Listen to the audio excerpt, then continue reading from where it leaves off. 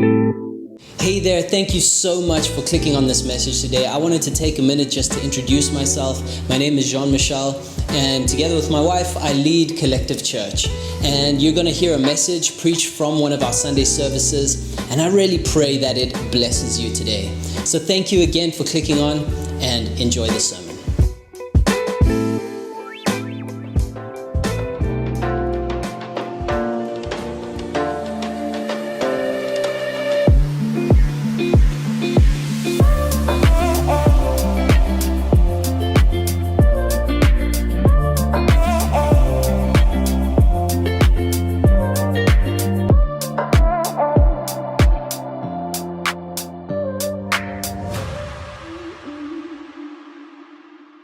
And so today, as we open up our next topic, last week we spoke a little bit about insecurity and how deadly it can be to relationships. And I encourage you to go and listen to that message. But this week we're opening up our second bite-sized idea that we need to start implementing into our lives. And to set this up, I want us all to think about a football field.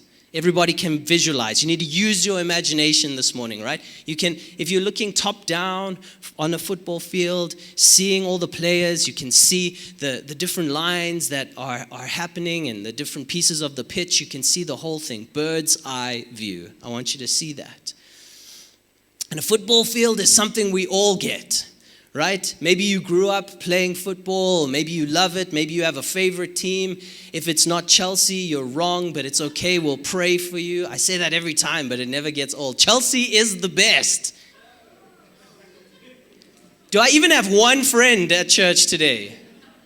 Yo, I'm alone. Online, Chelsea's the best. Give me a thumbs up in the chat if you're here. We all have our team. It's totally fine. I will pray for you.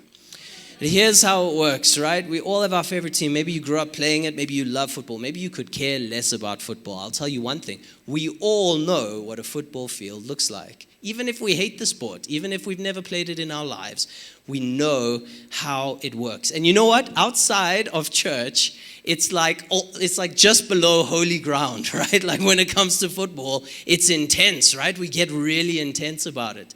And I want you just to take those emotions and I want you to think about why, and I want you to just engage with this idea for a moment. I promise you I'm going somewhere with this. If you look at a football field, you see there's all these white lines that have been drawn. Every single one of them has a meaning. For example, right in the middle of the pitch, you find a line that goes right down the center, and it divides one half from another. And each half is the territory of a specific team. Two teams go up against each other. This half belongs to Chelsea. This half belongs to whoever's losing that day. I wish. To be honest, though, Chelsea's been losing more than anything, so I have no legs to stand on today. But here it is, right? You best know that when you're on your half, you have power. You have strength. You have numbers. This is your territory, and you are defending it. But you best know, if you cross that center line and enter into the enemy's territory, you best know you're going to fight opposition. You best know that it's dangerous on that side. You best know if you're going to try and occupy that side of the field, you're in for a fight. You find staying in your half, you can play around there as much as you want. But if you come into my half, you know what's going to happen. That's that center line, and we all know what it means. We all know what it means. There's another one that's interesting. It's a box, and you find it on both sides of the field. There's a goal, and then there's this big box drawn around it. And if you don't know football too well, let me teach you what that's for. That box shows where the goalkeeper is allowed to use his hands. Now, here's the thing. It's so normal for us, but he's actually a very special player. The goalkeeper, special player. He's the only guy on the team who's allowed to use his hands.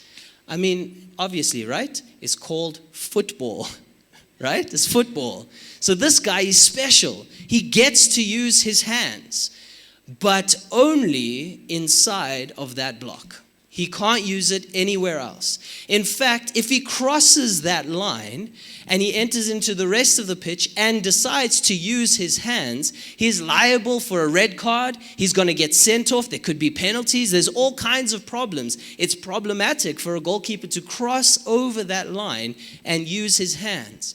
But when he is inside of that box, he can use his hands whenever he wants. In fact, it's advisable for him to use his hands. It's what makes him special. It's what gives him power. Inside of that box, he can use his hands. No one else is allowed to. And he knows it. He knows that he has to operate this way. And everyone else knows it. If even he goes a millimeter outside of that line and uses his hands, the entire stadium will go up in an uproar because we're all watching. You get to that line and no further. Why am I pushing this point? Today, what I want to talk to us about is boundaries. Everybody say boundaries, right? Boundaries. This is a huge part of relationships that we get for football.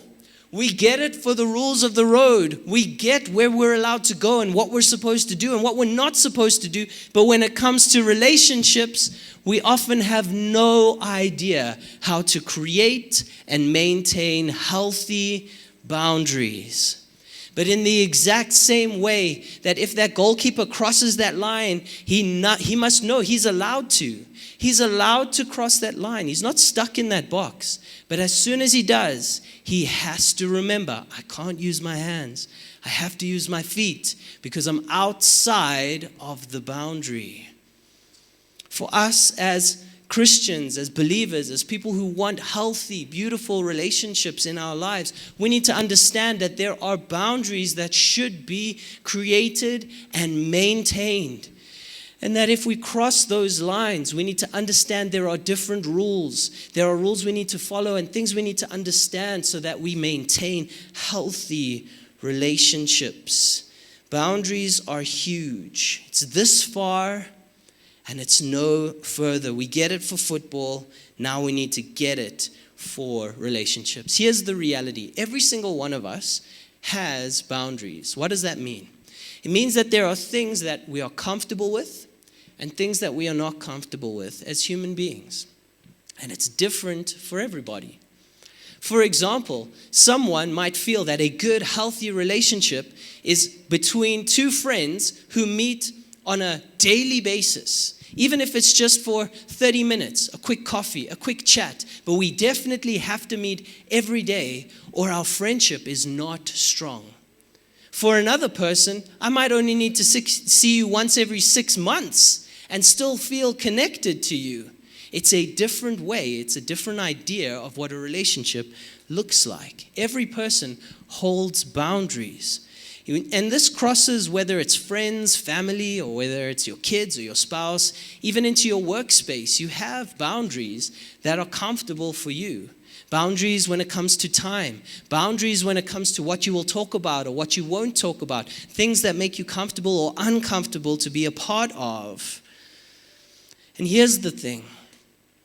When we compromise our boundaries for relationships, we allow hurt and damage into our lives. And even worse, when we compromise someone else's boundaries, when we overstep someone else's boundaries, we cause hurt to them. And we're going to talk about it a little bit later, but oftentimes we don't even know that we're crossing someone's boundaries.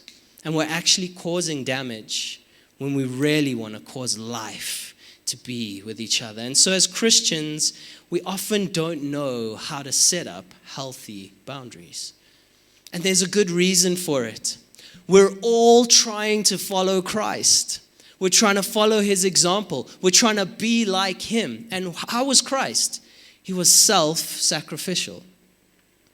He gave and gave and gave. He gave of himself. And can I just say for a moment, we need a good helping of others' focus. We need a good helping of serving in our lives. It's good that we follow his example. We should be trying day in and day out to be more like Jesus, to be more like him, to be giving of ourselves. Because when we do that, we change the atmosphere in a world that is built on self and self-centeredness and taking for myself. When you come in and you give, you do something the world has never seen, and it points and glorifies our Father in heaven. We all need to have a giving spirit, a servant heart. It's part of who we're trying to be. But in that space of trying to follow Jesus' example, sometimes we don't know how to set up healthy boundaries. We compromise our boundaries trying to help people, trying to love people, trying to care for others, trying to serve others.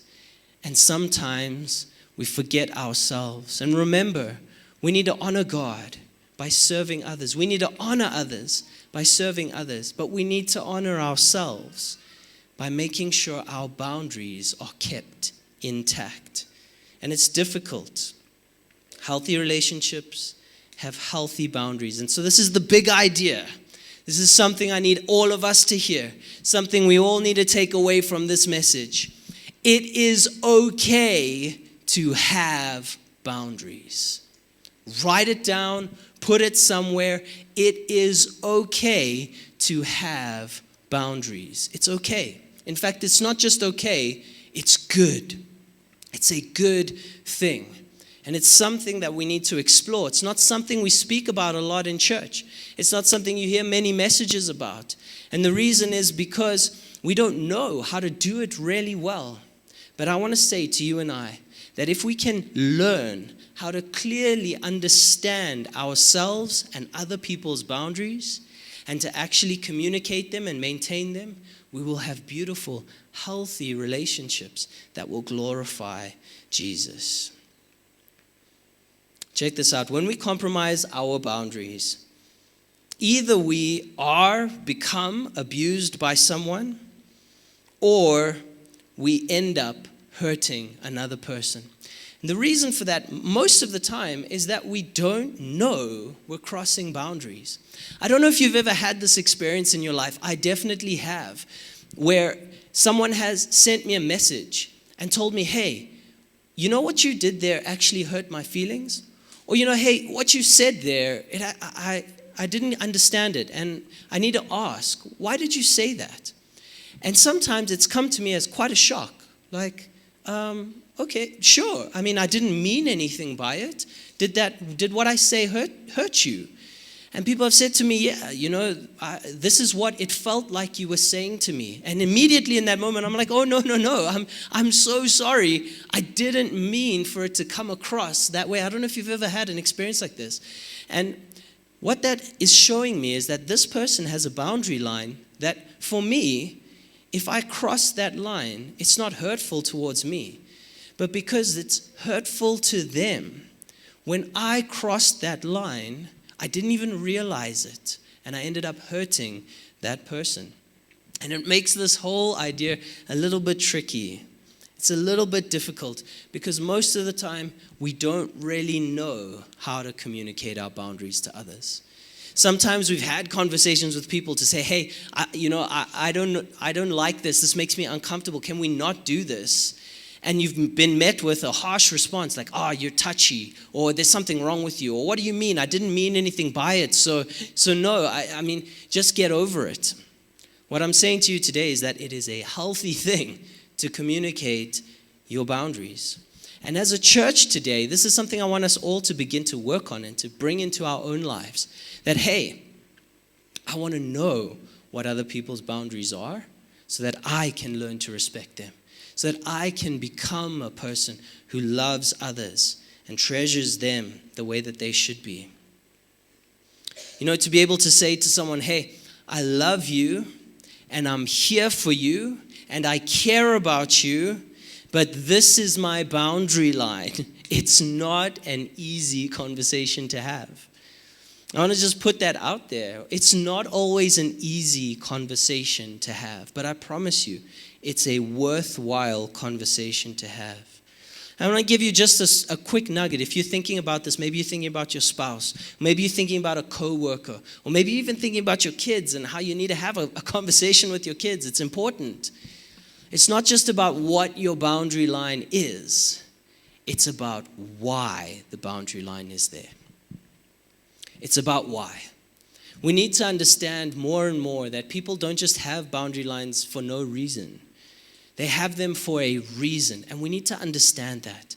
And so both for us to ask that question and for us to be open in that way to say to people, this is my boundary and this is why. That's what we need. We need to do that. And so as we explore this idea of boundaries, we're going to go into the Word and we're going to look at the life of Solomon.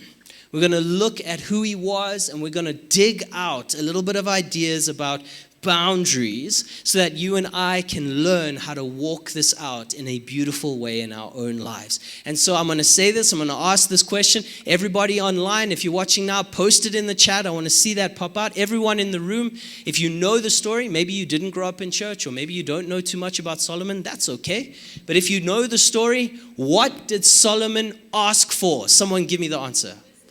Wisdom, all right? If you didn't know that, that's okay. You can go and read it anytime. You'll find the story in the book of 1 Kings, also in 1 Chronicles. You can go and check it out. But we're going to be reading from 1 Kings, so if you have your Bibles with you, you can check out, you can and move to the book of 1 Kings chapter 3. We're going to read in just a moment. You don't need to rush there. But Solomon asked for wisdom. And we're going to read that a little bit. Solomon, just for context, was the son of David, one of David's sons.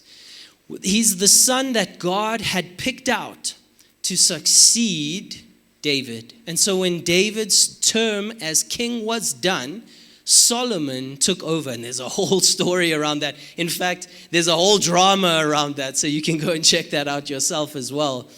But Solomon takes over as king. And as he steps into this role, we're going to see what he asked God for. Because I want to tell you that Solomon did not ask for wisdom.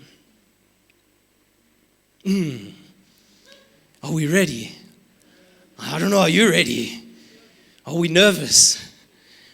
Let's read together. You're going to see what Solomon really asked for. 1 Kings chapter 3 from verse 5 says this. At Gibeon, the Lord appeared to Solomon during the night in a dream. And God said, ask for whatever you want me to give you. Solomon answered, you have shown great kindness to your servant, my father David, because he was faithful to you and righteous and upright in heart. You have continued this great kindness to him and have given him a son to sit on his throne this very day. He's talking about himself. He says this, now, Lord my God, you have made your servant king in place of my father David. But I am only a little child and do not know how to carry out my duties. Your servant is here among the people you have chosen, a great people, too numerous to count or number. So give your servant a discerning heart to govern your people and to distinguish between right and wrong. For who is able to govern this great people of yours? We keep reading. The Lord was pleased that Solomon had asked this. So God said to him, since you have asked for this, and not for long life or wealth for yourself, nor have asked for the death of your enemies, but you have asked for discernment in administering justice, I will do what you have asked. I will give you a wise and discerning heart, so that there will never have been anyone like you, nor will there ever be. Moreover, I will give you what you have not asked for, both wealth and honor, so that in your lifetime you will have no equal among kings. If you walk in obedience to me and keep my decrees and commands as David your father did, I will give you long life." Then Solomon awoke and he realized it had been a dream. He returned to Jerusalem, stood before the ark of the Lord's covenant, sacrificed burnt offerings and fellowship offerings. Then he gave a feast for all his court. What did Solomon ask for? Wisdom, yes. For what? Discerning right from wrong and administering justice to the people. And this was a beautiful, beautiful thing that Solomon asked for. At his core, he wasn't looking for himself. He was looking for others. At his core, he wasn't just saying, "God, I want wisdom." He was saying, "God, I want wisdom for your people." How beautiful is that? And it's one of the reasons God honors him so much, because he doesn't even just ask for wisdom that he might be puffed up and the wisest among the wise. No, he wants to administer justice to the people. And so God not only gives him wisdom to do that, he gives him everything else that he could have asked for. And that's a beautiful, beautiful opening to this story. And this is Solomon taking his place as king. Unbelievable and amazing. But if you know the story, if you like drama, Solomon's life is not one that is drama-free. You'd think at this moment, and this is why I'm talking about this idea of Solomon not just asking for wisdom. Because Solomon had unbelievable wisdom. People would come to him and be astounded by his wisdom. And we see it. He works out these different difficulties. He administers justice between people. There's the famous story of the two women who, one of them rolls on her baby in the night, and then when they awake, she says someone else's baby is hers, and they're fighting over it. And Solomon wisely judges between them who the mother is. You can go check that story out for yourself. And it's not the only moment. There are so many moments throughout the story where you see Solomon's wisdom for people come out. It's beautiful and it's powerful and it's an amazing story. But Solomon had a weakness. Now, for everybody in the room who knows the story and is confident, what was Solomon's weakness? Women was Solomon's weakness. And this has nothing to do with the woman and everything to do with Solomon. It's not that the women were the problem. Can I say this very straightforwardly? Women were not the problem. Solomon was the problem. He had all the wisdom in the world to guide all the people, but no wisdom for himself. He was honoring God. He was honoring others, but he was not honoring himself. And so his relationships become toxic. It's intense. And you can go and read, you can continue. I'm not going to read it all because there's a lot to read, but you can go and check the story out for yourself. Just continue to read in Kings and you'll find your way there. But this is what I just want to briefly explain what happens next. Solomon rises to power and the whole nation of Israel with him. It becomes a powerful, powerful kingdom in the region. And there are allies, and it's a beautiful time for the nation of Israel, in fact. It's a really beautiful time. But then it says that Solomon loved not just women, foreign women. This is what it says, right? And it states, I don't understand this number. It says 700 wives and 300 concubines. I mean, I don't know if it's healthy. We're talking about healthy relationships here. I don't know how you manage 1,000 women in your life. But, he had wisdom, right? He had wisdom for everyone else, but wisdom for himself. He was just normal like you and I. And so here's what I want you to see, because Solomon could do this, right? It's a different time. So let's just take a moment and be real here. The Bible is not affirming that it's okay to have 700 wives. Let's just be honest here. It's not affirming that it's okay to have 700 husbands. It's not. This is just the moment that it's in. And Solomon is becoming one of the most powerful men on the planet. And because of that, and because he's a human being, he is well capable of making bad choices. And can I just say, 700 is not a good choice. You know what I'm saying? And so we look into Solomon's life. What happens? It's not something that takes one day to the next. And this is what I want you to see. Let me give you the context of what happens next. Solomon is reigning and he's doing a great job. The nation is doing well. They're becoming influential. They're touching people. They're touching nations. They're having allies. They're becoming powerful. Solomon is becoming wealthy beyond imagination. He's becoming essentially the richest man in the world. And in all of this, he's acquiring all these wives. They're of noble birth. These are not just women, whoever he's finding. These are strategic sometimes. It's all kinds of things are going on in the story, but this number is growing and growing and more. Here's what happens. Solomon begins to he's not growing this number of women in his life just to have a number. He's in fact connected to each one of them. That's how the Bible describes this. I don't understand how. I really don't. It doesn't tell us how.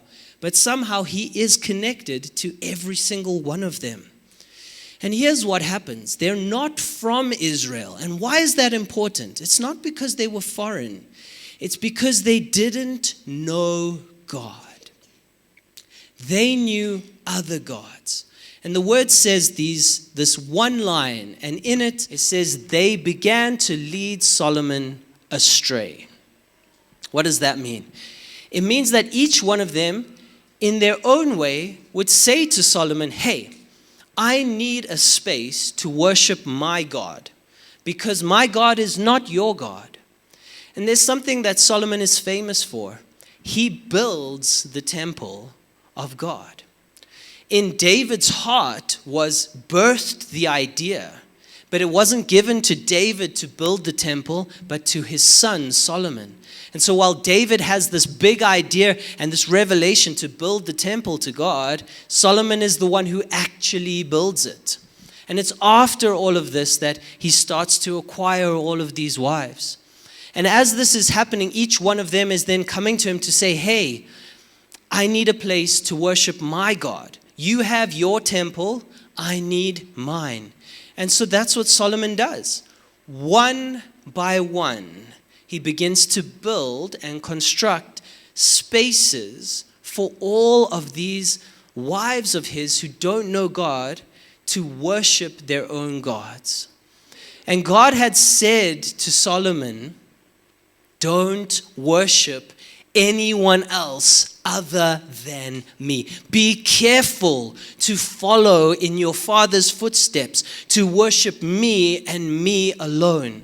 And so Solomon knew this. When you go and read what we just read again, you'll see that he says, you have favor on my father because he followed you all the days of his life. And now that same favor that was on David is now on me. So will you give me a discerning heart?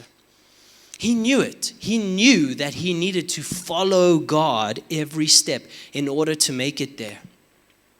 So what's going on? With every wife who came to him to say, hey, build this space for me, he was letting someone in just a little bit on that boundary. God drew a line in the sand and said, this far and no further. You will worship no God but me. And I don't think Solomon one day to the next was just like, okay, thanks for all my wealth. Thanks for all my stuff. You're great, but I'm going to go off and worship other gods. I don't think that's what he did. I think one day he said, okay, dear, it's okay. I'll build you a space for you to worship Molech. Oh, okay, dear, it's all right. I'll build you a space to worship Baal. And slowly but surely, he doesn't just build it for them, he begins to be pulled into these same places with his wives. And then one wife will say, well, you built it for her, you have to build it for me. Okay, but you went to the service with her, you have to go with me. And slowly but surely, that boundary line was not just crossed, it was obliterated. And Solomon's end is by far not one that you would imagine for someone who was wise and someone who knew God. What's going on here?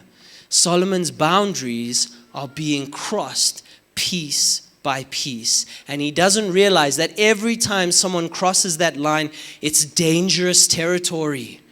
It's problematic. There are different rules now because you have allowed something in beyond the boundary that God has set up.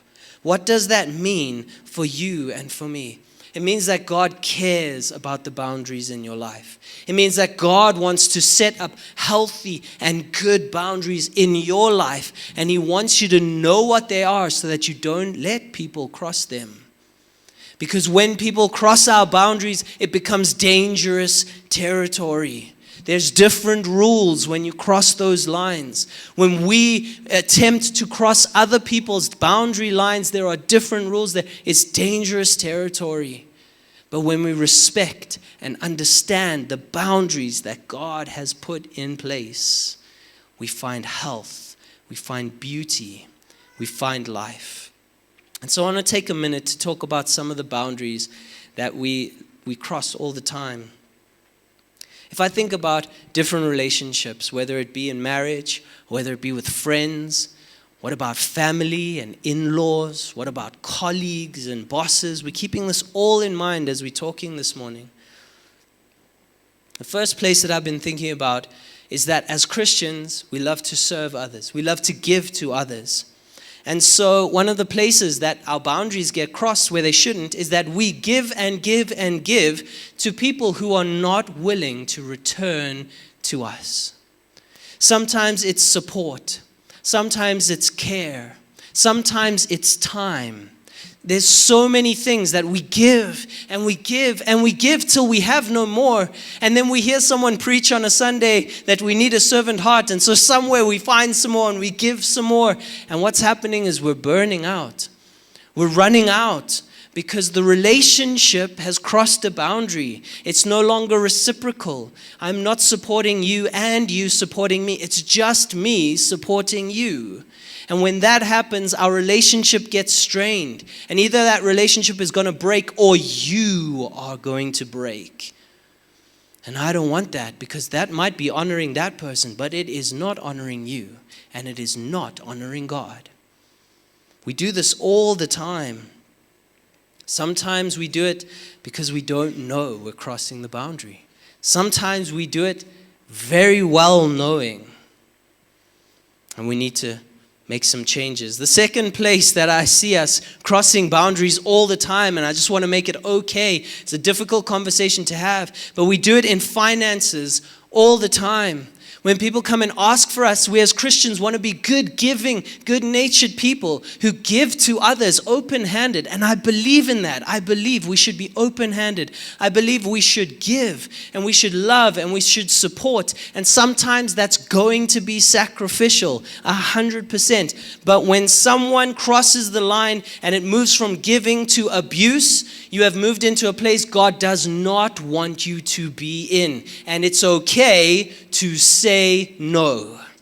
God says that He gives you seed for sowing and bread for food. If you eat your seed, it's giving nothing to you. It's not giving you nourishment. It's not helping you out. It's just going to nothing. But if you sow your bread in the ground does not grow a bread tree that, has bread coming out of it. It doesn't happen. If you sow your bread, it's going to grow nothing. There's no harvest coming your way. The Lord will give you seed for sowing and bread for food. Eat your bread, sow your seed, and trust God. I believe we should live open-handed. I believe as a church, I believe it so much that it's part of our culture code. We are generous. We are generous with our time, our knowledge, and our finances. We need to be people who love to give, but know where our boundary lines are. Some of us are being abused by family members who you know you're sowing into a black hole and nothing is coming back from there. Sometimes it's okay to say no. The Holy Spirit will guide you.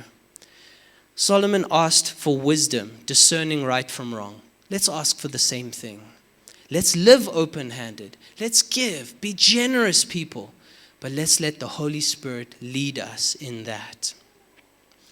Another place that sometimes we compromise our boundaries on, it happens in marriages often, it happens in all kinds of relationships, to be honest, is sometimes we let people, friends, or even family into our relationships where they don't belong. We give other people too much sway and too much influence into our lives, and we don't realize it's actually breaking important relationships, especially for those who are married. When you are living with someone, when you are connected, when you're married, you are a family. It says that a man will leave his father and mother and cleave to his wife, and the two will become one flesh. You have started your own family. And sometimes we are so busy making other people happy, letting them have a say into our relationship, into our family, that we're actually crossing a boundary line, and it's bringing damage to our relationship. It's okay to say no. It's okay to have a boundary line that says, this is how far you come. I love you. I care about you. But this is my boundary line, this far and no more. Because when something crosses from being something that is close to the boundary line to something that is over, something that is abusive, that's not God's plan. It's not His will for us. And I know that as Christians, we can choose to have healthy, strong, beautiful relationships. One other place is at work. And this is such a tough one because we live in difficult times where companies are retrenching staff and not rehiring. And so all the work that was spread amongst 10 people is now spread amongst 2. And if you want to keep your job, you just got to do the work. And so you're taking more time, you're spending more time at work, there's more stress, there's more difficulty. But I want to encourage you to trust God in your work relationships. That you can put boundaries on who you are and what you will do and what you will say yes to and what you will say no to. Trusting that God will give you wisdom and discernment in those moments. Because God has not built us to be an abused people. And trust me, God has a lot of supernatural rest for you. He's got a lot of supernatural strength for you. He's got more than you could ever imagine. And you can rely on Him through the toughest of times. But He wants us to have healthy relationships, healthy work relationships. Some of us have colleagues who are giving us their work all the time. All the time they're relying on us to get things done. And it's not actually right. It's okay to say no. Because it's a godly boundary. Every relationship needs its boundaries to be set. If we just take a minute and think about that football field again, those lines didn't come out of nowhere. They played the game and then they realized, okay, we need another line here. We need another line here. All right, we understand this is working. This line is too far. We need to move it back. And so over time, the boundary lines to the football field were set. In the same way, your and my relationships need time to set boundaries. You can set them and adjust them as you understand between each other. And I'm going to give you the key to how to do that. The only way to sort out boundaries in our relationships is to have conversations about it. To actually say to the friends in your life, hey, are there any boundaries in your life that I'm crossing? And you know what? It's tough sometimes to hear someone say, yes, I don't like it when you do X, Y, and Z. Don't take it personally. They're trying to have a healthy relationship with you. Receive that, adjust, and walk out. And sometimes boundaries need to be set. Someone might say, I need this. And you say, well, I can't give you that, but I can give you this. And you can find a middle ground. Conversations are not easy, they're tough to do, but communication is everything. And here's the key. If you're taking notes, here's the key. Listen first, then speak. We are so ready and quick to defend our position. We're ready to say, okay, but I didn't mean it that way. I wasn't trying to do it, so you shouldn't hear it that way. And my wife will tell you I'm the most guilty of that. She'll be like, hey, I didn't like when you said it. And I'm like, I said what? I didn't say anything. You know what? I didn't mean it that way. It's you. It's not me. And she's like, shh, and listen. And I have to be like, okay, I don't have to defend myself. I need to listen to her heart and respond because I want a healthy relationship with her. It's not always easy, but it is beautiful when you can find those spaces together. And this works. Listen first, speak later, and work it out together. First, we're looking at others in our lives, and we're asking them about boundaries, because this isn't something that's going to be worked out in just one day. But let's start here by speaking to others in our lives, saying, hey, where are your boundary lines? How can we respect them together? At the same time, you're reflecting on your own to understand, because if we're going to communicate our boundaries to other people, we need to first understand what they are. And remember, we're not just talking about the what our boundaries are, but why we have them. And not everybody's going to understand. It's difficult. Not every person is going to respect your boundaries. And that becomes a different conversation. Because in a world that's full of toxic relationships, when people refuse to respect who you are and who God has made you to be, those people can have a detrimental impact on your life. And you need to trust God to either change it, to speak life into it, or to remove those people. It's not always easy, but I promise you, God has beautiful, healthy relationships in mind for you. So I believe today that as we begin to understand this idea of small compromises on our boundaries can have profound effects down the road. You can find yourself in relationships doing and being a person you don't want to be, because you've compromised for so long, it's become normal for you. It's time to work it back, one step at a time, one relationship at a time. And this is what I want to leave with you today. It's okay to have boundaries. It's good and it's godly. We've got to understand them from on high. We've got to follow God. Every relationship must honor God first. It must honor others second, and it must honor ourselves third. When we keep this front and center, it's easy to see if any relationship is not fulfilling this. Is it God honoring? No. If it's not, something needs to change. Is it honoring others?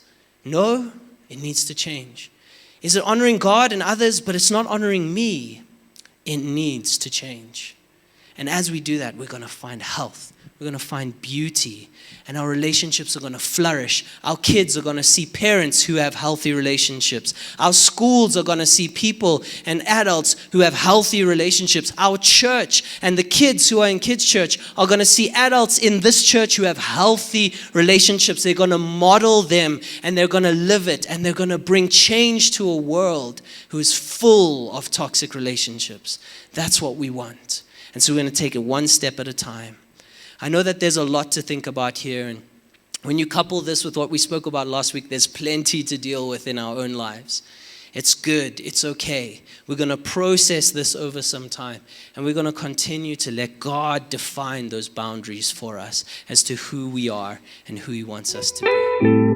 Hey everyone, we have now come to the end of our message, and we would love to hear from you. So there's a few ways that you can contact us.